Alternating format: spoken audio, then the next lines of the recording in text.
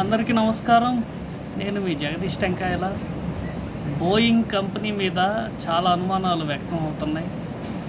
Air India విమానం ప్రమాదం జరిగింది ఒక 2 రోజుల ముందు అందరికీ తెలిసిందే.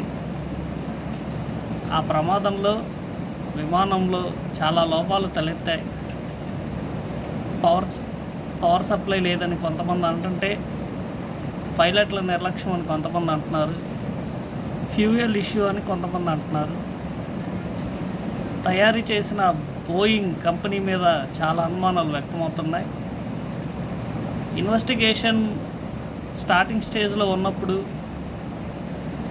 ఆ బాక్స్ ఏదైతే ఉందో కాక్పిట్, అది కొంచెం పాడైందని, అది యుఎస్కి పంపిస్తున్నారని కొంతమంది అంటుంటే పంపించట్లేదని కొంతమంది అంటున్నారు. ఏదేమైనా ఎయిర్ ఇండియా దీనికి సమాధానం చెప్పాలి. ఎయిర్ ఇండియా కంపెనీకి ప్లేన్ మ్యానుఫ్యాక్చర్ చేసిన బోయింగ్ కంపెనీ కూడా సమాధానం చెప్పాలి.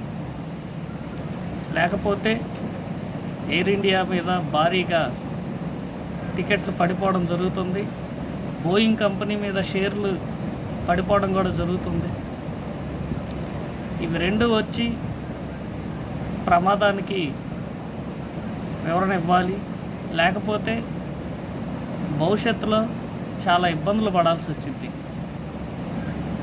కేంద్ర ప్రభుత్వం వాళ్ళు అలర్ట్ అయ్యి బోయింగ్ కంపెనీ మీద నిఘా వేసి, ఎయిర్ ఇండియా విమానం మీద కూడా నిఘా వేసి, జరిగిన పరిస్థితులని, వాస్తవాలని ప్రజల దృష్టికి తీసుకురావాలని చెప్పేసి మనస్ఫూర్తిగా కోరుకుంటున్నాం.